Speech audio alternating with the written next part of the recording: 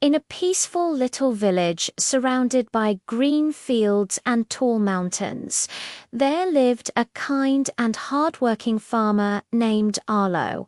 Every morning he woke up before sunrise, stretched his tired arms, and walked out to his small farm with a smile on his face. Arlo loved his land more than anything else. He took care of his soil, his crops, and even the tiny worms that wriggled under the earth. But no matter how hard he worked, his farm never produced enough to feed the whole village. One warm spring morning, while Arlo was ploughing his field, his old wooden plough suddenly hit something hard. Thud. Arlo frowned, wiped the sweat from his forehead, and bent down. He dug into the soil with his hands and pulled out a small, dusty wooden box. Its surface was covered with tiny carvings of stars, suns, and moons. Arlo had never seen anything like it. With trembling fingers, he opened the box and found 5 tiny seeds each, one glowing faintly as if holding a secret of the universe inside it. Arlo scratched his head. Seeds that glow. Maybe they're just special herbs, he murmured, though he felt something magical in his heart. He took the seeds into his cottage and kept staring at them, wondering what to do. That night, the wind blew softly through the window, carrying a mysterious whisper. Plant them with care. Arlo sat up straight, startled. He looked around, but found no one. Maybe it was his imagination, or maybe the seeds really were magical. The next morning, he carried the glowing seeds to the center of his field. He dug small holes, placed each seed gently inside, covered them with soil, and sprinkled water over them. "Grow well," he whispered. Something unbelievable happened. The moment water touched the seeds, the soil sparkled. A faint golden glow spread across the field, and the seeds pulled themselves deeper into the ground with a soft hum. Arlo stepped back, eyes wide with surprise. "Magic. Real magic," he whispered. The next day, before the sun even rose, Arlo rushed to the field to check on the seeds. What he saw made his jaw drop. In the place where he had planted the first seed, there stood a tiny plant knot. Just any plant, but one with silver leaves and a shimmering golden stem. And hanging from its branches were fruits shaped like stars. "Starfruit," Arlo exclaimed as he picked one. The moment he touched it, the fruit lit up like a lantern. When he tasted it, he felt an energy rush through his body, making him feel stronger and happier than ever before. The second seed had grown into a tall tree with rainbow-colored flowers. Each flower produced a drop of sweet nectar that healed cuts and bruises instantly. Arlo accidentally scratched his finger on a branch, but when a drop of nectar touched the wound, it vanished instantly.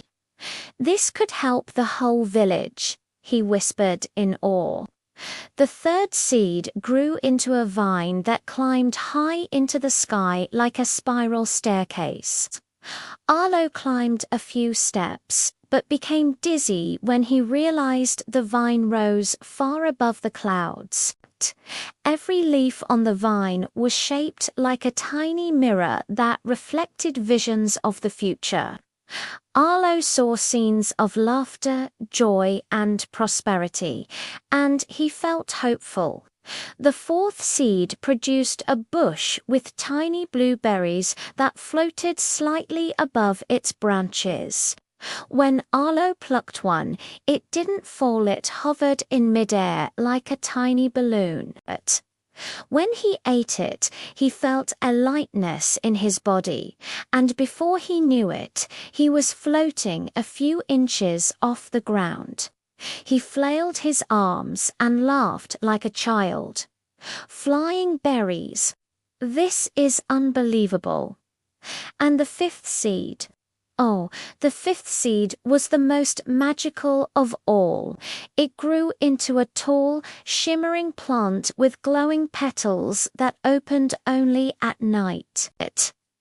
When the petals unfolded, they released tiny sparkling lights like gentle fireflies that danced in the air, forming shapes and patterns.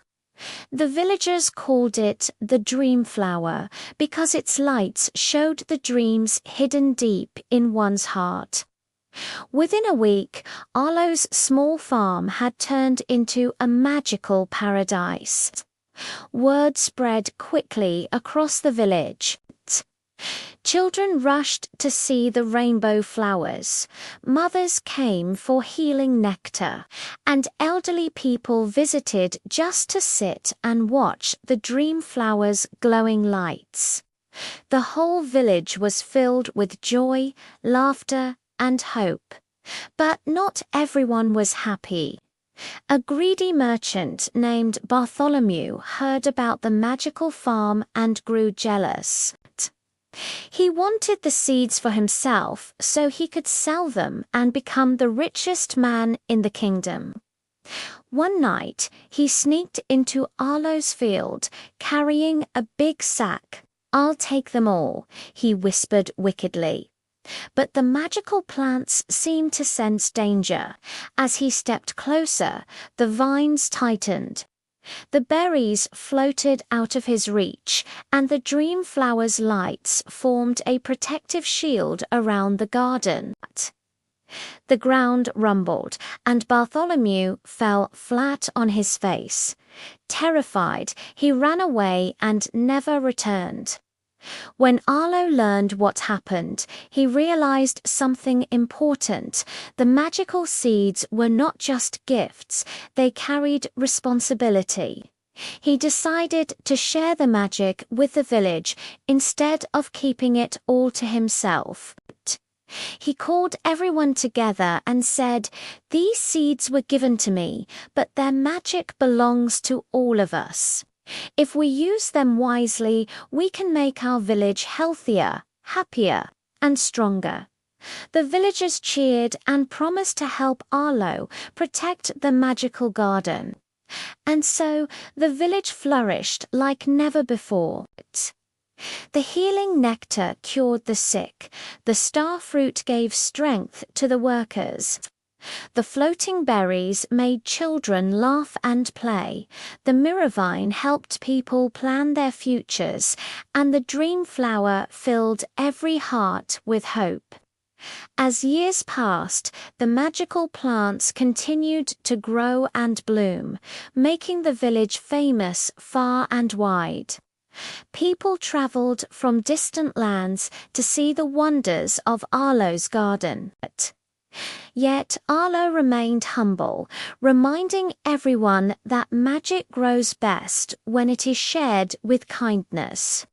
And every night, before going to sleep, he looked out at the shimmering lights of the dream flower and whispered, "Thank you for choosing me."